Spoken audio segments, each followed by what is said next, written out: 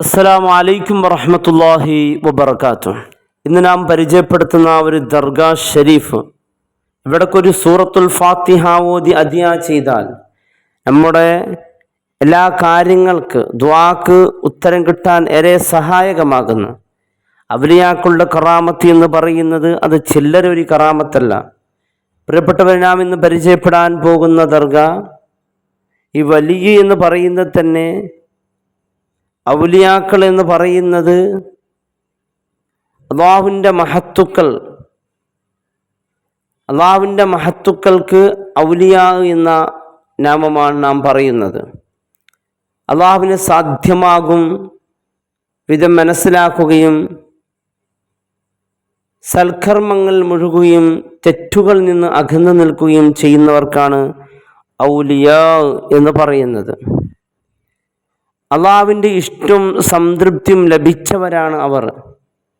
യാതൊരുവിധ ഭയമോ, വിശുദ്ധ ഖുർആൻ പറയുന്നത് ഇങ്ങനെയാണ്: അലാ ഇന്ന ഔലിയാ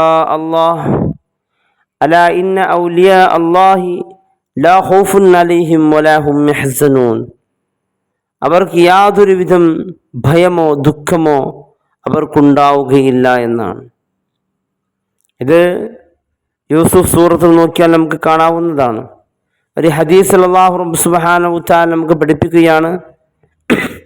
മുത്തായ റസൂൽ സല്ലല്ലാഹു അലൈഹി വസല്ലം തങ്ങൾ ഉദ്ധരിക്കുന്നു: മൻ ആദാലി വലിയൻ ഫഖദ് ആദൻതുഹു ബിൽ ഹർബ്. മൻ ആദാലി, എൻ്റെ വലിയനോട് ആരെങ്കിൽ ശത്രുത കാണിച്ചാൽ, ഫഖദ് ആദൻതുഹു ബിൽ ഹർബ്, അവനോട് ഞാൻ യുദ്ധം കൊണ്ട് പ്രഖ്യാപിച്ചിരിക്കുന്നു എന്നാണ്. ഔലിയാക്കൾ ആരാണ് എന്ന് നമുക്ക് മനസ്സിലാക്കാൻ ഇത്തരത്തിലുള്ള ഹദീസുകളെ കൊണ്ട് അള്ളാഹുവിൻ്റെ ഔലിയാക്കൾ ഒരിക്കലും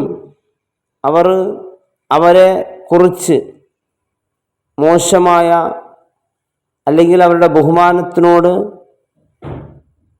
എന്തെങ്കിലും അവരെ അവമതിക്കുന്ന വാക്കുകളോ പ്രവൃത്തികളോ നമ്മിൽ നിന്നുണ്ടാവാൻ പാടില്ലാത്തതാണ്. കറാമത്തിൽ നിഷേധിക്കുന്നവരാണെങ്കിൽ ഒരുപാട് ഹദീസുകൾ, സ്വഹിയായ ഹദീസുകൾ നമുക്ക് ഒരുപാട് കറാമത്തുകൾ രേഖപ്പെടുത്തിയതായി കാണാൻ സാധിക്കും. ഈ കാണുന്നത് ആ മക്കാമിലേക്ക് പോകുന്ന ഒരു റൂട്ടാണ്.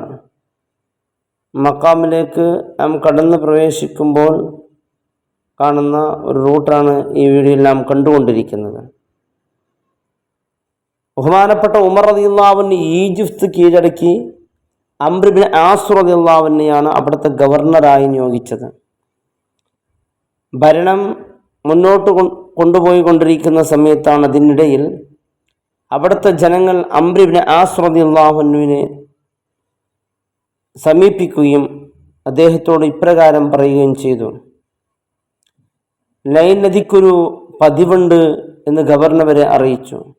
ഓരോ വർഷവും സുന്ദരിയായ ഒരു പെൺകുട്ടിയെ അണിച്ചൊരുക്കി നൈൽ നദിയിൽ ഇടണം, എങ്കിൽ മാത്രമേ അത് ഒഴുകൂ എന്ന് പറഞ്ഞു. ഇപ്പോൾ അതിൻ്റെ സമയമാണ്. അംർ ഇബ്നു ആസ് റളിയല്ലാഹു അൻഹു പറഞ്ഞു: പരിശുദ്ധ ഇസ്ലാമിൽ അത് അനുവദിക്കുന്നില്ല എന്ന്. ഓരോ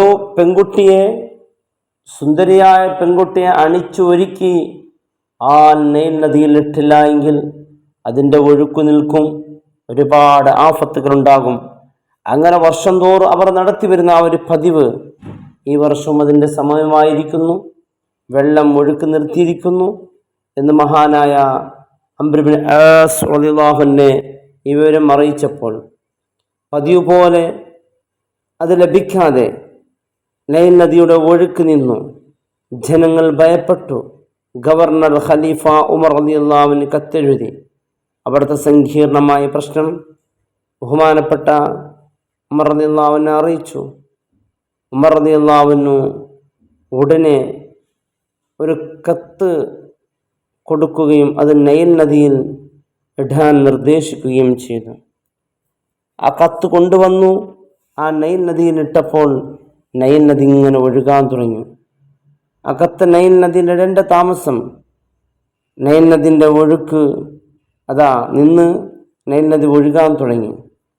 എന്തായിരുന്നു ആ കത്തിനെന്ന് പരിശോധിക്കുമ്പോൾ ഉമർ റളിയല്ലാഹുവിൻ്റെ കത്തിലെ വാചകം ഇപ്രകാരമായിരുന്നു: ഇൻ അബ്ദില്ലാഹി ഉമർ ഇബ്നുൽ ഖത്താബ് അമീറുൽ മുഅ്മിനീൻ ഇലാ നീൽ മിസ്റ അമ്മാ ബഅദ് ഫഇൻ കുൻതി തജ്രി മിൻ കിബലികി ഫലാ തജ്രി വഇൻ കാന അല്ലാഹു യുജ്രീകി ഫഅസ്അലുല്ലാഹൽ വാഹിദൽ ഖഹാർ അൻ യുജ്രീകി എന്നായിരുന്നു ആ കത്തിലുണ്ടായിരുന്നത്.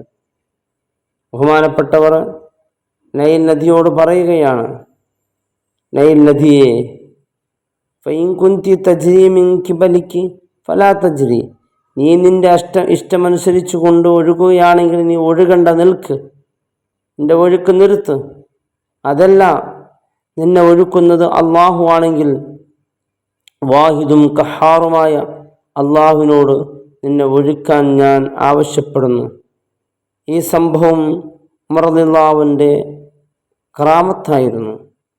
ജീവിതകാലത്തെന്നതുപോലെ മരണകാലത്തും ഔലിയാക്കളെന്ന് കറാമത്തുകൾ ഉണ്ടാകാം. അവന്ന് പരിചയപ്പെടുന്ന മക്കാം ഷരീഫ് നമുക്കൊക്കെ അറിയുന്ന ഹസ്രത്ത് സൈദാനി ബീബി ദർഗ, ഇത് മാംഗ്ലൂർ പോകുന്നവർക്കൊക്കെ ഈ ദർഗം കണ്ടു പരിചയമെടുക്കാം. പലരും ഇവിടെ പോയി സിയാറത്ത് ചെയ്തവരിക്കാം. ഈ മക്കാമിലൊന്ന് പോയി സിയാറത്ത് ചെയ്യുക എന്ന് പറഞ്ഞാൽ വലിയൊരു അത്ഭുതമായ ഭാഗ്യമാണ്. കാരണം അവിടേക്കൊരു ഫാത്തിഹ സൂറത്ത് ഓതി നാം അദ്യാ ചെയ്ത് അള്ളാഹുവിനോട് തേടുകയാണെങ്കിൽ, പ്രത്യേകിച്ച് സാധിക്കുമെങ്കിൽ ഒരു സൂറത്ത് യാസീൻ ഓതി അദ്യാ ചെയ്ത് അള്ളാഹുവിനോട് ഇരു കരങ്ങൾ ഉയർത്തിക്കൊണ്ട് നാം ചോദിച്ചാൽ ആ ചോദിച്ച കാര്യം അള്ളാഹു നടത്തിത്തരും. മഹാന്മാരായ അംബിയാക്കൾ, ഔലിയാക്കൾ, സുഹദാക്കൾ, സ്വാലിഹീങ്ങളെ കൂടെ ജന്നാത്തുൽ ഫിർദൗസിൽ അള്ളാഹു ഒരുമിച്ച് കൂടാൻ അള്ളാഹു തൗഫീഖ് നൽകട്ടെ.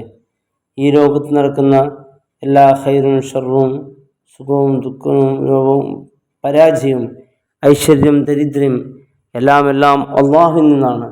ജീവിച്ചിരിക്കുന്നവർക്കോ മരണപ്പെട്ടവർക്കോ ഇതിന് യാതൊരു പങ്കില്ല. എന്നാൽ ജീവിച്ചിരിക്കുന്നവർ മരണപ്പെട്ടവരുമായ മഹാരഥന്മാരെ ഇടത്തേടി പ്രാർത്ഥിക്കുന്നത്, എൻ്റെ പ്രിയപ്പെട്ടവരെ, നമ്മുടെ പ്രാർത്ഥനയ്ക്ക് ഉത്തരം കിട്ടാൻ അതേറെ സഹായകമാണ്.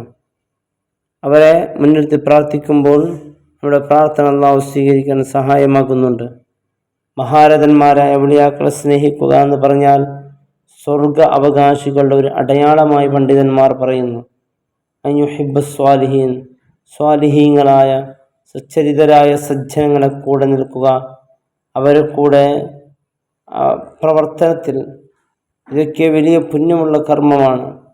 അല്ലാഹു റബ്ബ് സുബ്ഹാനഹു തആല മരിക്കുന്ന നേരം ലാ ഇലാഹ ഇല്ലല്ലാഹ് എന്ന തൗഹീദ് കലിമത്ത് ഉച്ചരിച്ച് നല്ലൊരു മരണം അല്ലാഹു നൽകി അനുഗ്രഹിക്കട്ടെ. അസ്സലാമു അലൈക്കും വറഹ്മത്തുള്ളാഹി വബറകാതുഹു.